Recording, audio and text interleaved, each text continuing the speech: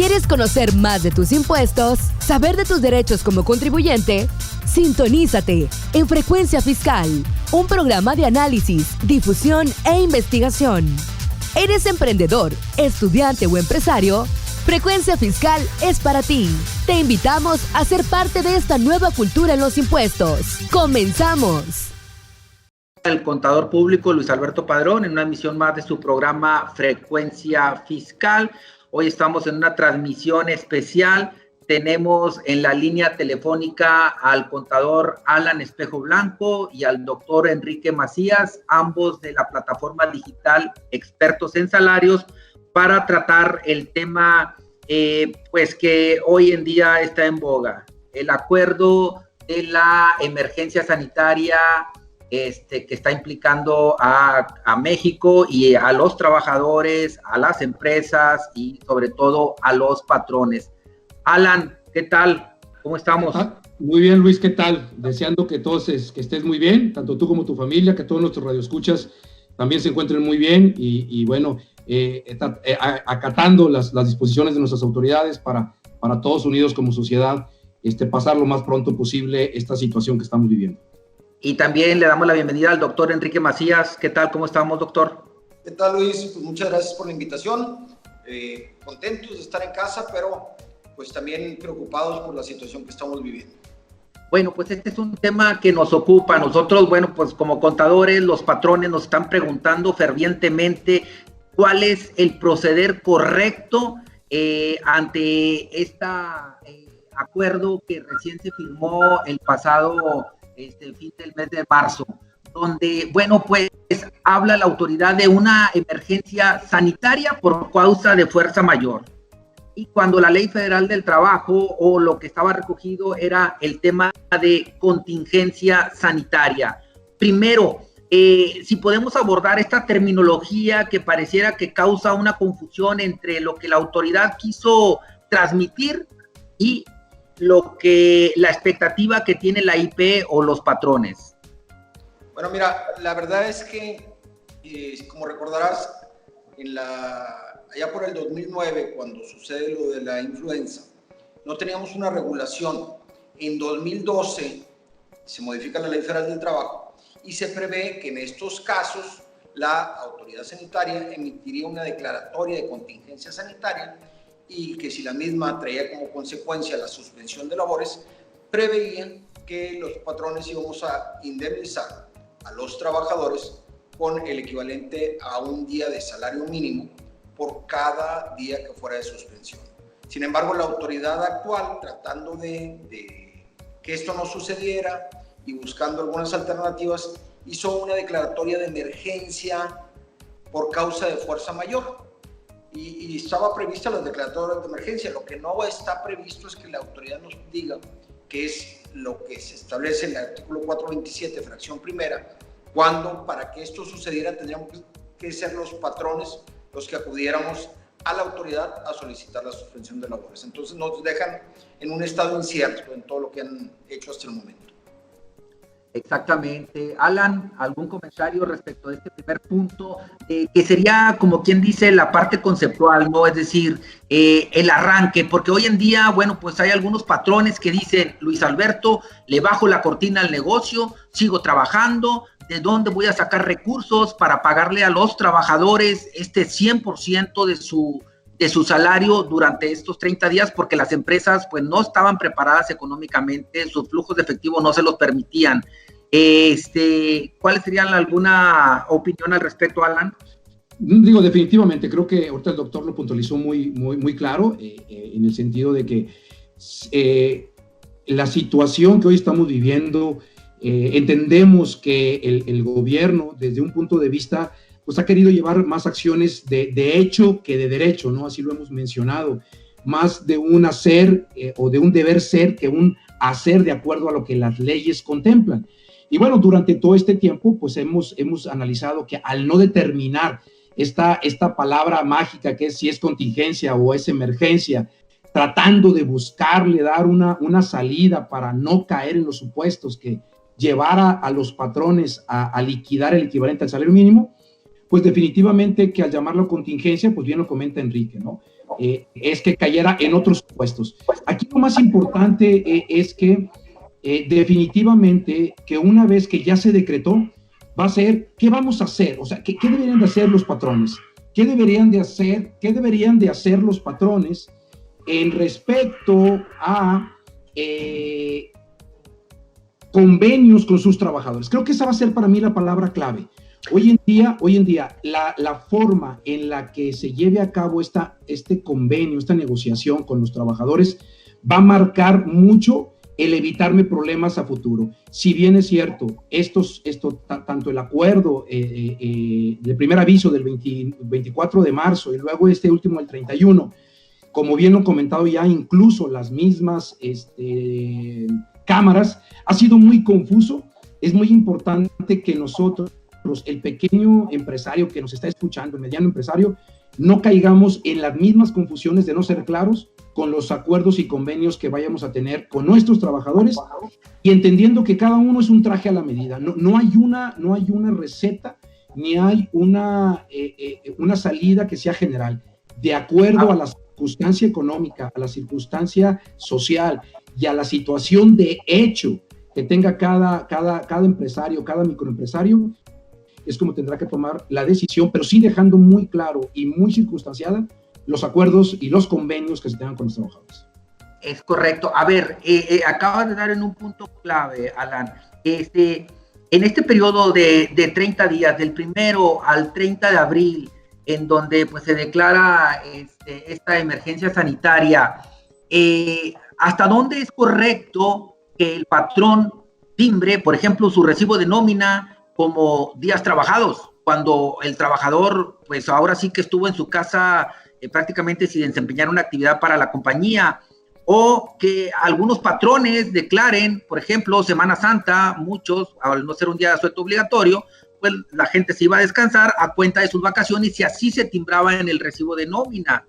O hasta dónde es posible, dentro de este periodo de 30 días, que el patrón pueda terminar una relación laboral. ¿Por qué? Porque parecería que se abre un periodo de ventana equivalente, no sé, a una especie de incapacidad o a un gran asueto por 30 días, en donde el patrón pudiese quedar impedido para reconocer vacaciones durante este periodo de cuarentena de los 30 días. ¿Cuáles serían la opinión de ustedes? Así es. Mira, perdón, si me permites, yo creo que esto se lo dejaría al doctor, pero como puntualicé ahorita, todo va a depender del convenio que se tenga entre patrón y trabajador. Una vez que de ahí se determine cuál es la situación, es decir, voy a suspender, y esto yo creo que ahorita el doctor lo va a explicar más a detalle, te lo dejaría a ti, Enrique, va a ser la consecuencia que voy a tener para efectos tanto fiscales como para efectos del seguro social. Pero yo me gustaría, Enrique, que aquí, si estás de acuerdo, que es en lo que se acuerde laboralmente serán las consecuencias en materia fiscal. Bueno, recordemos que toda suspensión es de la obligación de prestar el servicio y de la obligación de pagar el salario. En este caso, cuando hablamos de materia colectiva, la ley prevé que la autoridad va a fijar una indemnización, es decir, en este periodo en que no trabajamos, no podemos recibir salario porque no hay la contraprestación del servicio. En este caso, lo que recibimos es una indemnización equivalente al salario o a una parte del mismo. Entonces, lo importante sería, para efectos de los timbres y para efecto de una mayor comprensión, que lo que se entregue al trabajador se entregue por ese concepto, no por salario, sino por indemnización. Ahora, y si alguien quiere timbrar, y esa sería entonces la misma respuesta, vacaciones durante este periodo, eso sería, prácticamente estaría impedido el trabajador, el patrón, para reconocer días trabajados y para reconocer días vacacionales, porque pues así lo demanda la contingencia, que este periodo se tiene que pagar, como bien lo refieres, como una indemnización. Así lo debe de interpretar el empresariado. Insisto, no, lo que ha hecho la autoridad y sobre todo lo que ha dicho la autoridad no tiene un fundamento legal. Si nos basamos en la ley, pues tendríamos que ir a un procedimiento para poder suspender las labores. Ahorita nos dicen, tienes que suspender, bien, me tendré que poner de acuerdo con mi trabajador y sí puedo otorgar vacaciones durante ese periodo, sea antes de iniciar la suspensión, sea para interrumpir la suspensión o sea al final de la suspensión. A ver, otra de las preguntas es que el empresario dice, bien, yo voy a mandar a la gente a mi casa, pero no tengo los recursos suficientes para mantener la plantilla inactiva y el costo que implica. Voy a pactar con mis trabajadores una reducción de salario. Hay algunos que están pactando un salario del 50%, otros del 70%. ¿Es esto correcto? Que ellos lleguen a este acuerdo.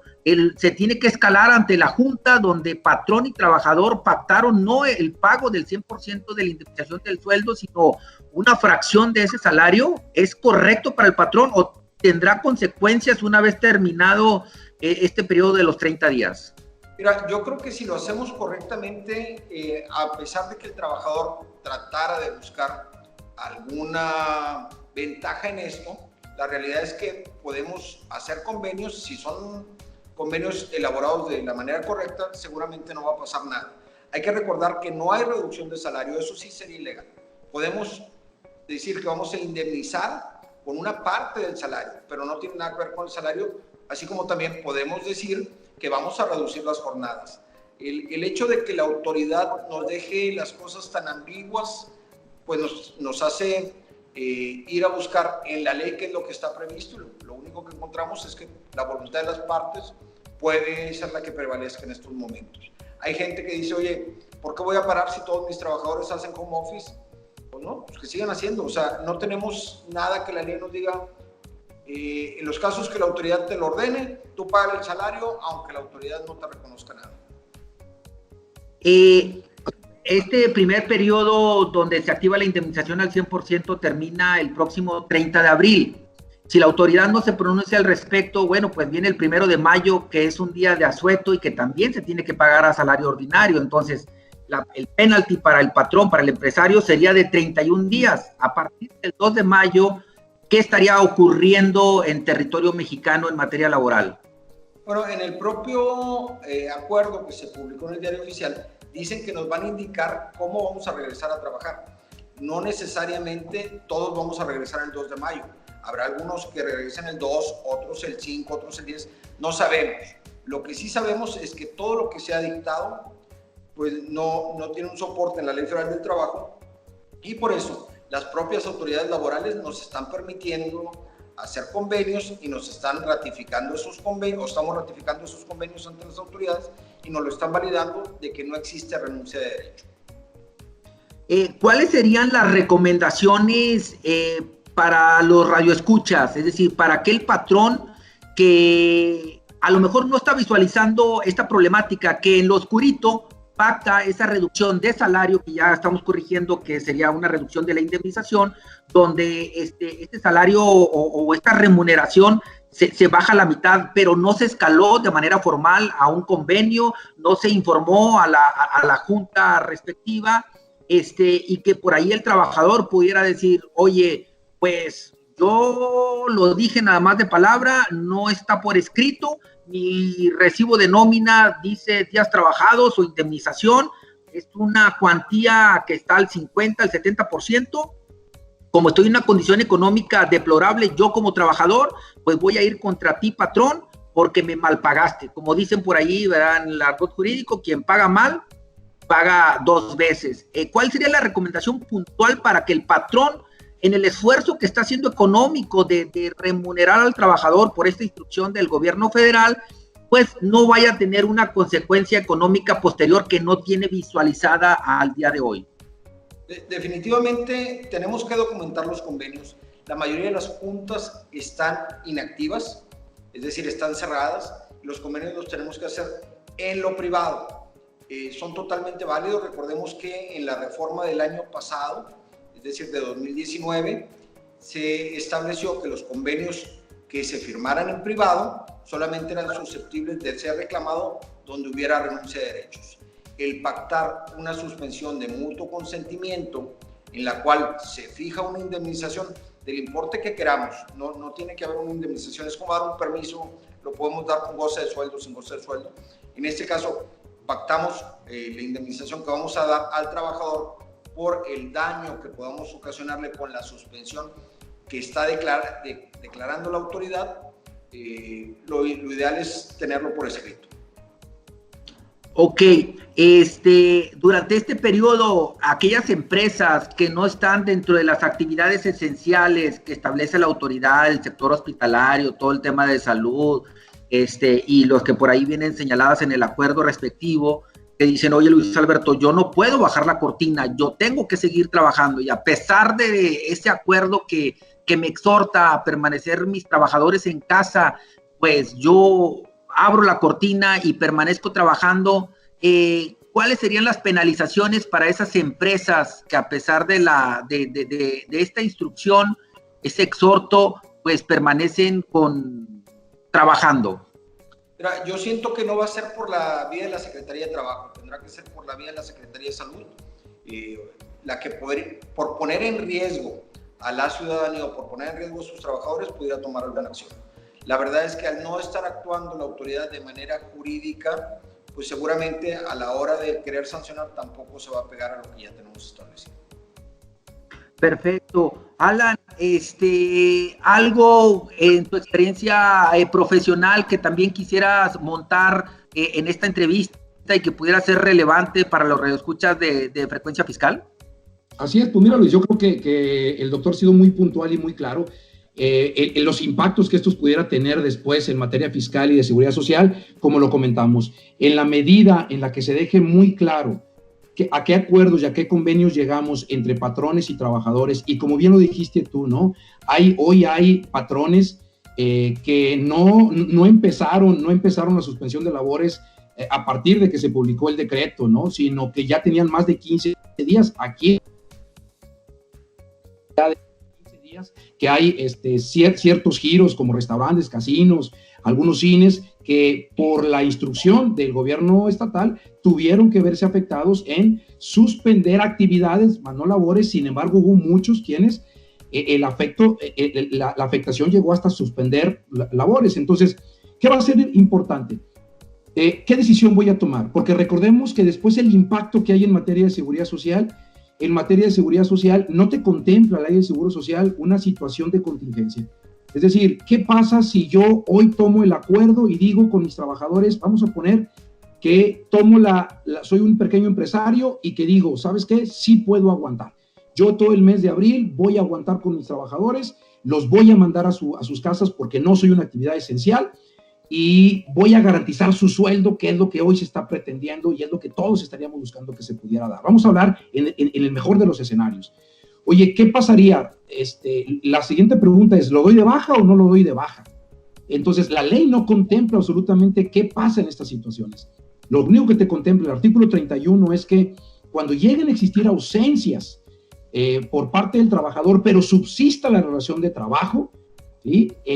Entonces, ¿podré yo darlo de baja? Sí podemos darlo de baja, recordando que esto es una baja administrativa. Y hay que tener mucho ojo en esto, porque muchas veces se ha confundido que el tema darlo de baja es un tema de actos de mala fe, en el tema laboral, cuando hay problemas laborales. Aquí estamos ante una situación, insisto, completamente diferente. Es decir, si hay un principio que rige tanto a la autoridad como al patrón o al empresario. A la autoridad del principio de legalidad, es decir, la autoridad solo puede hacer lo que está establecido en una ley. Y el patrón, pues tiene un principio de libertad, y uno de ellos es que nadie está obligado incluso a lo imposible. ¿Qué pasa si yo como patrón digo, sí puedo aguantar el salario, pero de plano no tengo dinero yo ni para pagar, no nada más las cuotas del Seguro Social, los impuestos, el impuesto sobre nómina y todo lo demás? De ahí por eso nuestra recomendación sería, dependiendo qué fue lo que acordaste con tus trabajadores, ¿sí? Va a ser lo que te va a traer un impacto. Si llegaste a pactar con ellos que vas a llevar a cabo una jornada y una semana reducida, recordemos que esa opción sí la contempla la ley del Seguro Social. ¿Sí? Por allá en el artículo 60 del reglamento de afiliación, clasificación y fiscalización, el famoso RASERF, nos vamos a encontrar que ahí establece la mecánica de qué pasa si yo me fui a una semana reducida o a una jornada reducida, de cómo voy a llevar el cálculo del nuevo salario base de cotización. Recordando que nunca podrá ser inferior al mínimo. Si partimos que el salario promedio ante el Seguro Social a nivel nacional anda entre los 300, no recuerdo el dato, pero anda como en 330, 350 pesos diarios integrado, pues imagínate que la mayoría de los trabajadores pequeños y medianos que laboran los trabajadores que laboran para la pequeña y mediana empresa, pues ese salario promedio que andan ganando diario, ¿no? 200, 250, algunos 180, 300 pesos. A la hora... Adelante.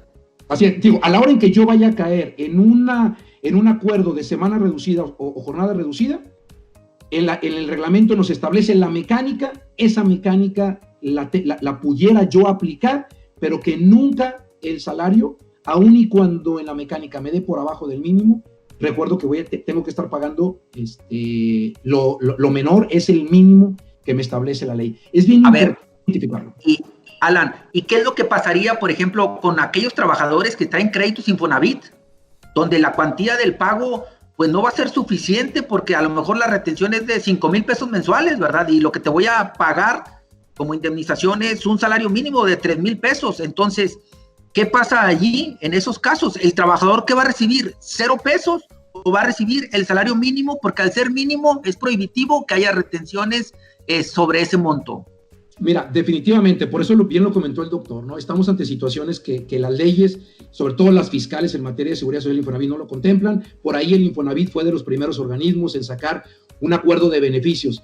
Por eso decía que una vez que tú ya hayas pactado con tus trabajadores, ahora hay que identificar quiénes de mis trabajadores tienen o atraviesan por una situación que tengan un crédito Infonavit, para que con esto poderlos ayudar y acompañarlos al Infonavit para ver si caigo en los supuestos de los beneficios que dio el Infonavit para aquellos trabajadores, tanto que o estuvieran en una suspensión o que hubiera un acuerdo en que me fui a una semana, una jornada reducida.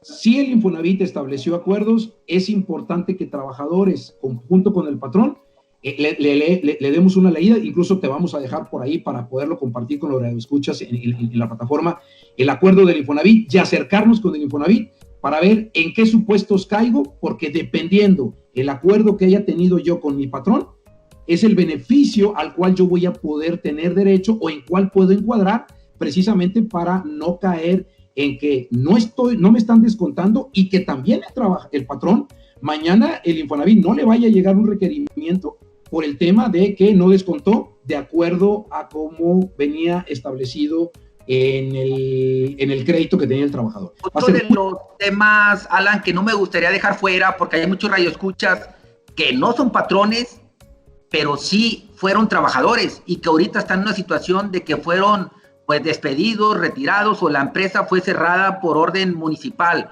¿Qué les queda a esas personas que hoy en día están desempleadas? ¿A qué pudieran tener derecho en materia de recuperar, no sé, de acuerdo a la FORE, recurrir, de acuerdo al Infonavit? Porque también nos preguntan los trabajadores o las personas que han perdido su trabajo, bueno, pues económicamente, ¿qué pudieran tener a la mano? Mira, bien lo dices, aquellos que por una desfortuna de que tuvieron o ya fueron liquidados porque están en la informalidad o porque el patrón de plano no pudo financieramente continuar con la relación, es acercarse al Infonavit. Insisto, el Infonavit sacó un detalle de beneficios para aquellos trabajadores que ya no pudieran estar pagando por estar en alguna de las situaciones que el mismo acuerdo establece. Yo les recomendaría que acudan al Infonavit. Hay un beneficio para estos trabajadores.